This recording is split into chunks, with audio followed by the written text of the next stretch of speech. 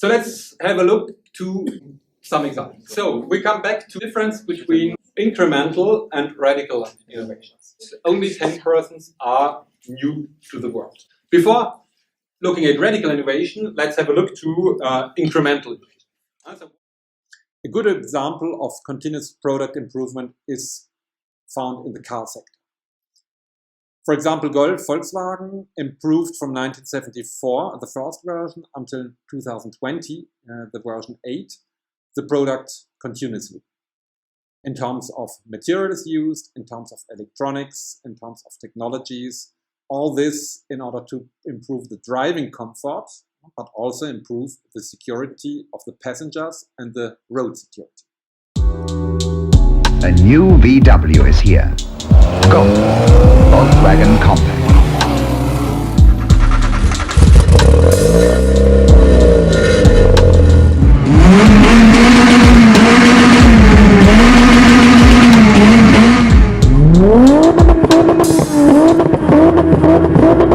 United States Auto Club recently tested the best-selling car in Europe, the Volkswagen Golf.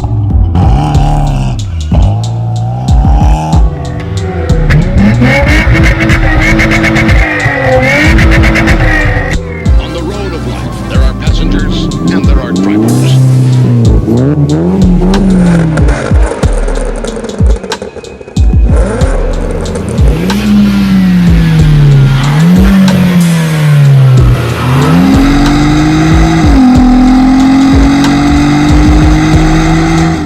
Time to unpimp the auto.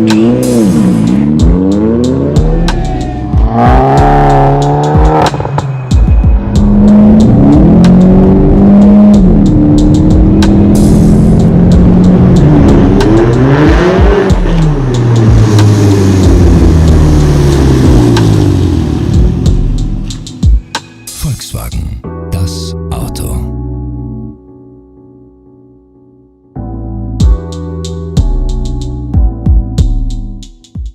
For example, if you look at the first Golf 1, there were not even security belts. Today it's a norm. We have an environmental and security pressure, and we have not only security belts, we have airbags. There is a continuous improvement, integration of new technologies that helps to make the car sure. It is not at all anymore done with iron or metal. It's now a composite material which makes the car less heavy and even more stable in cases of accidents. So there's an improvement also in terms of materials that are used. There's an improvement in terms of a purely mechanical car to an electric car and a lot of electronic devices making driving sure, ABS, or autonomous functions in order to help you to park. Autonomous driving of level 1. The highest level is 5, but this is not reality now, but only in closed test markets. Another example is the WC duck from Procter & Gamble. So instead of having a bottleneck like that, where you cannot go into the corners, they made a kind of neck of a duck in order to go better into the points. This is an example of how basic products can be improved in order to differentiate the product. At the beginning, when Procter & Gamble brought out this bottleneck, it was a real competitive advantage. Everybody's doing that, but you see, my main problem of innovation is imitation. So whenever somebody has a good idea, it is very easily and very quickly imitated. But indeed, these product improvements create a superior benefit for customers. Another example of continuous innovation is the example of laundry detergent. If we take the example of Ariel, it was launched by Procter & Gamble in 1967. It was a classic washing powder.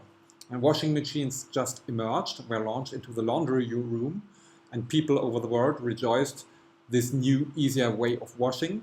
But a new challenge appeared, to find washing powder, clothes, to clean clothes and to make them clean. So the Procter & Gamble Technology Center invented the washing powder. 20 years later, in 1985, a continuous innovation was done, and the washing powder was replaced by the first liquid detergent. In the years 2000, Procter & Gamble brought them the change of pace and brought on the market the liquid tabs in order to have even less rubbish and to increase the washing capacity. Then in 2008, they brought out aerial Actilift, which was even more efficient, aerial gel, which offers a convenient bleach-free way to clean clothes, even in a cold wash. This was also environmentally more friendly. Then in 2012, they invented the aerial pots for the first time, and it's also a liquid tap, and it was the most advanced aerial detergent designed to tackle over 900 laundry challenges. So you can see with the example of aerial laundry detergent how progressive continuous innovation improves benefits for customers and improves competitive advantages for firms. With these outstanding innovations, Procter & Gamble not only reduced the package size and the weight, because formerly the washing detergent was very heavy, going until 8 kilograms, but it also reduced the negative outcome on the environment. So it's a very important win-win situation, and reduced also the cost by reducing the amount of packages. So 1/4 of incremental innovation is only product improvement. 10% is related to cost reductions. That is that firms only reduce the packaging in order, this is one example, in order to make the products less heavy. So it's a win-win situation. Firms make money savings, and customers also, because when they only buy a recharging unit, it is less expensive, and they protect environment. So we have a even triple win situation: environmental protection, more convenience, and a cost reduction, which increases the benefits of the firms, but it can also increase the purchase, the available income of customers by making economies, as they have to pay less for the packaging. You have a small part of incremental innovation, which is an average 5%. A minor part is only a repositioning. The concept of positioning has been widely discussed in the product and innovation management literature. Brand positioning involves establishing key brand associations in the mind of consumers and other important constituents to differentiate the brand and establish competitive superiority.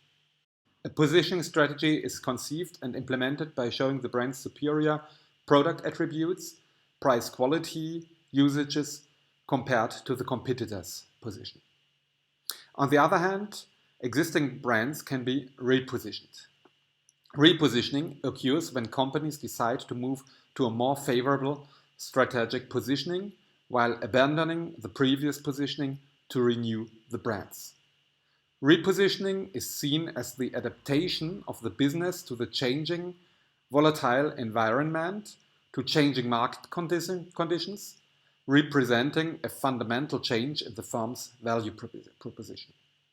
Repositioning becomes also necessary because of the launch of new products from the competition, changing consumer preferences, appearance of new market categories, an initial launch error, or the need to change the perception of the company in the mind of existing and potential customers.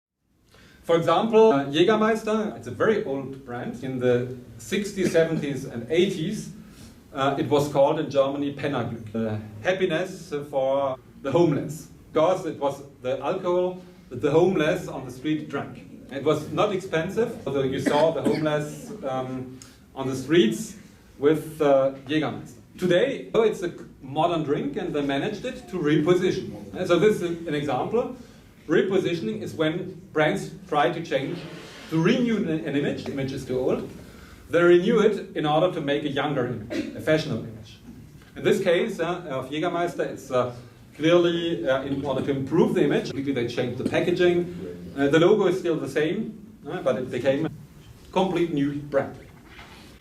If you take the example of Gatorade, an example of false targeting. Gatorade was initially a drink for old people, in order to give old people energy. It never worked.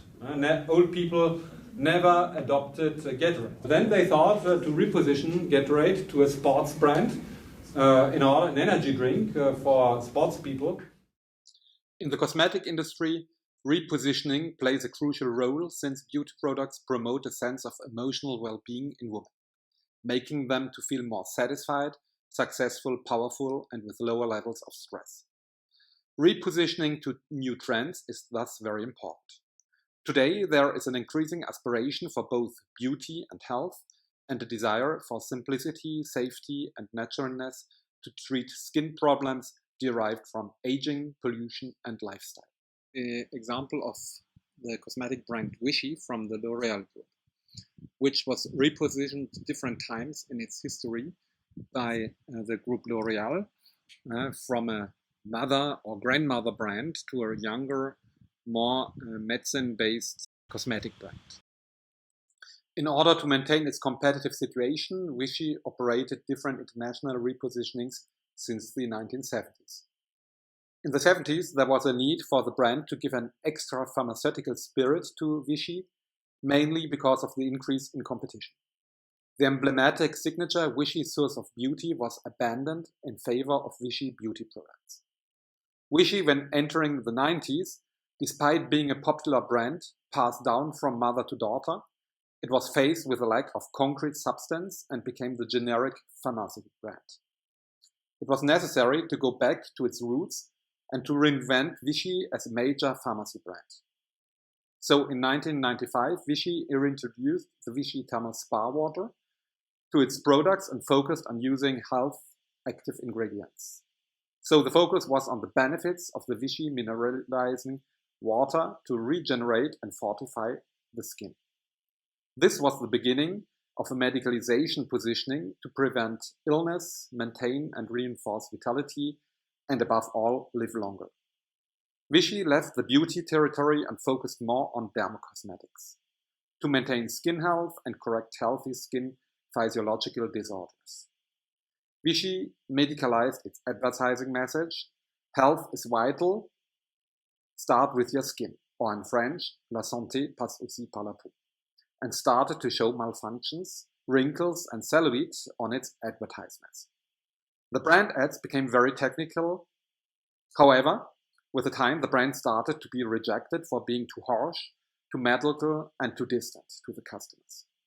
Until 2020, the communication of the brand was very technical and medical. There was a strong message of product efficacy with proofs, but the values of proximity with women became non-existent.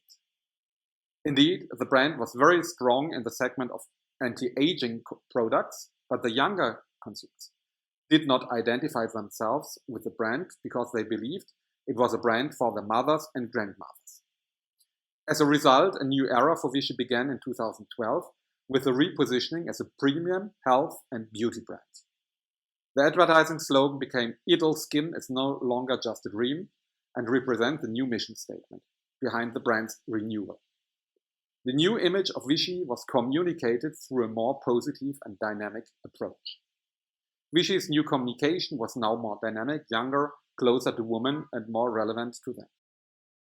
Up from 2016, the brand reinforced the positioning that Vichy has been present in the cosmetic market for almost 100 years and re-emphasizes again that Vichy's spa water is superior by making the skin stronger and healthier.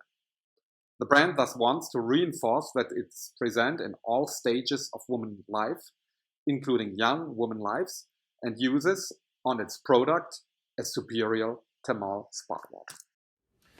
And finally, we have line extensions, another big part of incremental innovation. This is when brands include a new category to existing categories. For example, Lipton from hot tea to iced tea.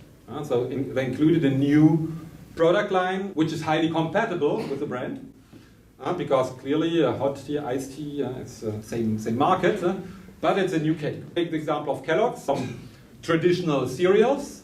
They launched cereal bars and now even ice cream. So they went in a complete new category. The motivation behind that is clearly to increase the consumption frequencies. Because clearly what is the problem with cornflakes? If you want to consume it, how can you consume it? You need a bowl, you need a spoon, you need milk. So you can only consume it at home by creating bars, cereal bars. You can put it everywhere in your jacket and consume it. So you have a small hunger, respond to new needs, mobility, and to increase consumption frequency. This is the same for Mars Incorporated with the launch of ice cream bars, Bounty, Mars, Snickers. They all penetrated completely new markets, existing products, and a new format, in this case ice cream.